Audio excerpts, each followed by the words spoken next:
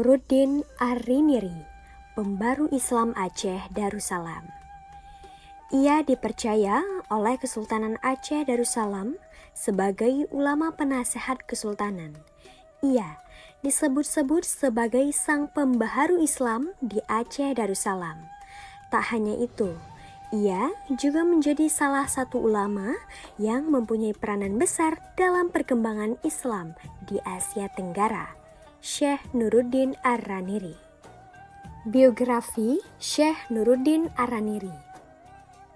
Syekh Nuruddin Ar-Raniri lahir sekitar pertengahan kedua abad 16 Masehi dengan nama Nur al-Din Muhammad ibnu Ali Hasanji ibnu Muhammad Hamid Ar-Raniri al-Quraisy Asy-Syafi'i.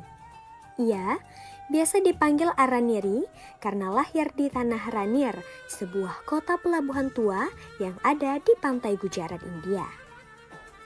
Berdasarkan silsilah keturunan, sebenarnya Ar-Raniri sendiri berasal dari India keturunan Arab. Namun, Ar-Raniri lebih sering dianggap sebagai keturunan Melayu Indonesia. Hal ini dikarenakan ibunya adalah seorang keturunan Melayu, sedangkan ayahnya berasal dari keluarga imigran Hadramaut yang melakukan perpindahan ke Asia Selatan dan Asia Tenggara. Sejak kecil, Ar-Raniri sangat patuh mengikuti aturan dan tradisi yang ada dalam keluarganya. Begitu pula dalam bidang pendidikan, ia sangat menjunjung tinggi langkah yang dilakukan keluarganya. Ar-Raniri mengawali perjalanan intelektualnya di Tanah Ranir. Mula-mula, ia mempelajari ilmu agama. Hal ini dijadikannya sebagai modal untuk berangkat ke Tarim, Hadramaut, Arab Selatan, yang saat itu menjadi pusat studi agama Islam. Dari Hadramaut, Ar-Raniri berangkat ke Makkah untuk melakukan ibadah haji. Ia juga pergi ke Madinah untuk mengunjungi makam Nabi Muhammad SAW. Di dua tempat inilah awal mula Ar-Raniri mulai bertemu banyak ulama, guru agama, serta jemaah haji yang sudah lama menetap dan belajar di Arab.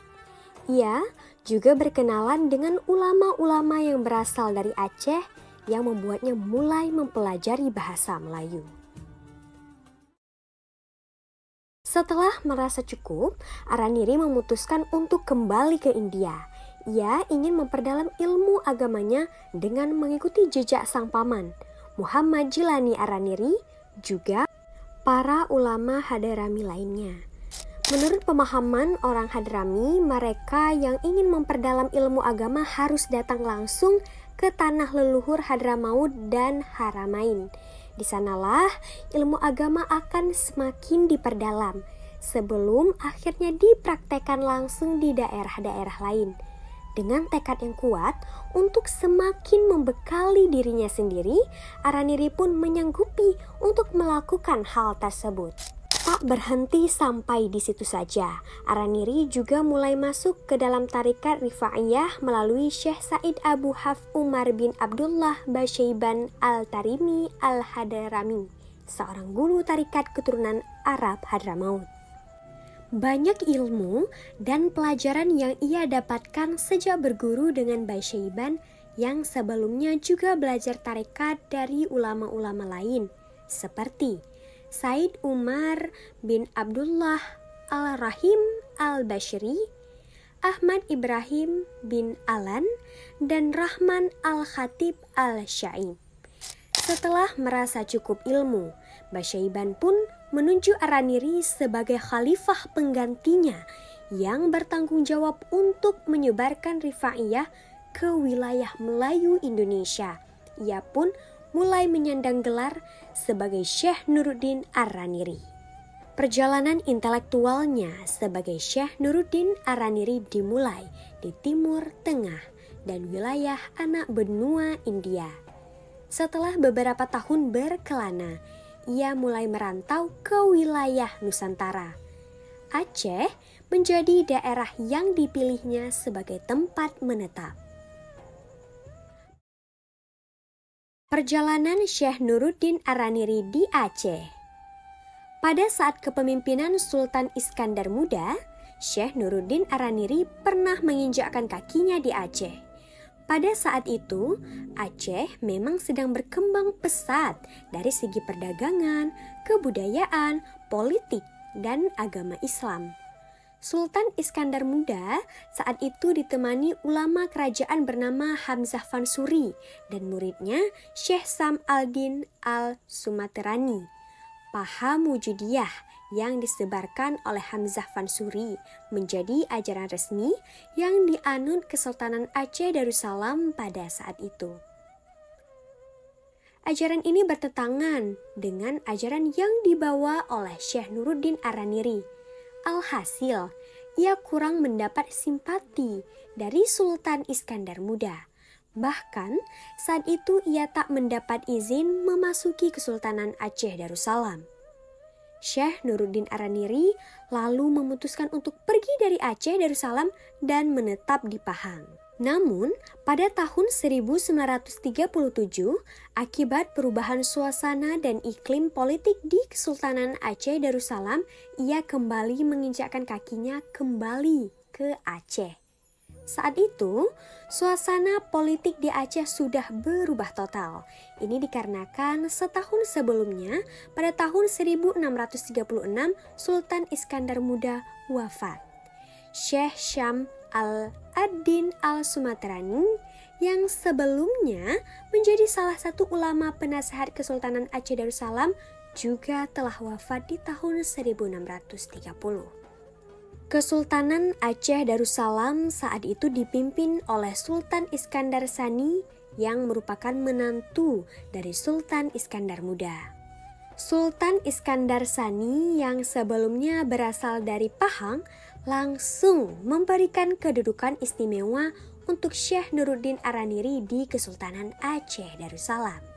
Ia ditunjuk sebagai mufti besar pengganti Syekh Sam al-Din al-Sumaterani sekaligus Qadi Malik al-Adil dan Syekh di Masjid Bait ar-Rahman. Merasa mendapat dukungan dan kepercayaan penuh dari Sultan Iskandar Sani, Syekh Nuruddin Araniri pun memulai kiprahnya di tanah Aceh Darussalam. Syekh Nuruddin Araniri saat itu mulai menantang ajaran Wujudiyah dari Syekh Syam al-Din al-Sumaterani dan Hamzah Fansuri yang sebelumnya mendominasi kerajaan Aceh Darussalam. Ajaran ini menurutnya telah mengacaukan Islam di wilayah Aceh. Sultan Iskandar Sani pun mendukung langkah Syekh Nuruddin Araniri. Mulanya, ia diberi kesempatan untuk mengadakan majelis persidangan bersama dengan 40 ulama pendukung ajaran Wujudiyah. Dari sidang tersebut, lahirlah fatwa yang dibuat dirinya dan para ulama istana yang menyebutkan boleh menghukum pengikut paham Wujudiyah yang diajarkan oleh Hamzah Fansuri dan muridnya tersebut. Tak henti sampai di situ, Syekh Nuruddin Araniri juga mengadakan perdebatan langsung yang digelar di Istana Kesultanan di hadapan para sultan, sultanah, dan warga Aceh. Ia berusaha membantah paham Wujudiyah yang menurutnya bertentangan dengan Al-Quran dan hadis. Meski demikian, tetap saja ada yang menolak paham yang disampaikan Syekh Nuruddin Araniri. Kepercayaan dan penghormatan Sultan Araniri Sani pada Syekh Nuruddin Araniri tak berhenti sampai di situ saja. Ia mulai menerima permintaan untuk menulis kitab-kitab agama dalam rangka membantah paham Wujudiyah di Kesultanan Aceh Darussalam. Salah satu kitab hasil karangannya yang khusus menganalisis ajaran Wujudiyah Hamzah Fansuri dan muridnya Syamsuddin al-Sumaterani berjudul Tibyan fi Ma'arifah al-Diyan, menurut catatan Az-Zumardi Azra Ar-Raniri membantah ajaran Hamzah Fansuri dan muridnya Syamsuddin as-Sumaterani tersebut. Pemikiran Syekh Nuruddin Araniri tak hanya berhenti tersebar di tanah Aceh, melainkan juga mulai tersebar ke daerah lain di Nusantara, bahkan Asia Tenggara.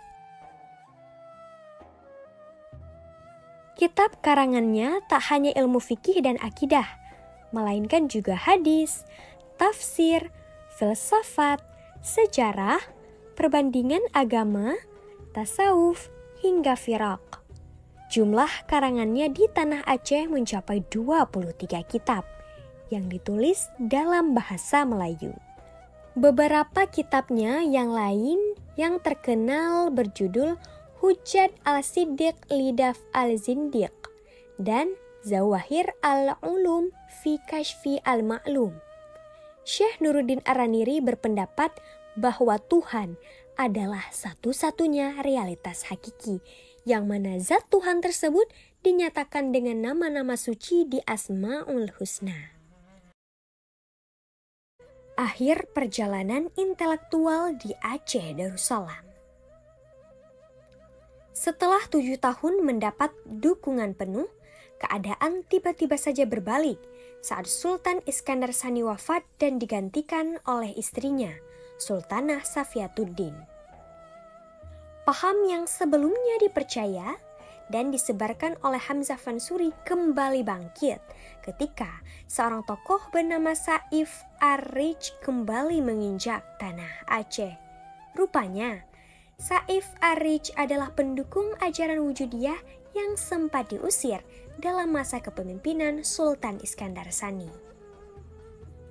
Kedatangan Saif Ar-Rich mendapat banyak dukungan dari sebagian besar kalangan Aceh yang tidak percaya dengan pengaruh orang asing seperti Syekh Nuruddin Ar-Raniri. Polemik terus berlangsung selama 1 bulan hingga akhirnya ia memilih meninggalkan Aceh pada tahun 1644 dan kembali ke Tanah Ranir. Setelah kembali ke Tanah Ranir, ia masih terus melanjutkan menulis kitab-kitab agama. Salah satu kitabnya berisi penjelasan mengenai masalah yang dialaminya ketika melakukan dakwah di Aceh. Hingga akhir pada 21 September 1668, ia dinyatakan wafat di tanah kelahirannya sendiri, Ranir. Sama seperti Hamzah Fansuri, Nuruddin Ar-Raniri juga dikenal sebagai penyair dan ulama yang berjasa dalam menyebarkan bahasa Melayu di Asia Tenggara lewat kitab-kitab mereka yang ditulis dalam bahasa Melayu. Karya-karyanya telah membuat bahasa Melayu semakin populer dan tersebar luas sebagai bahasa Islam kedua setelah bahasa Arab.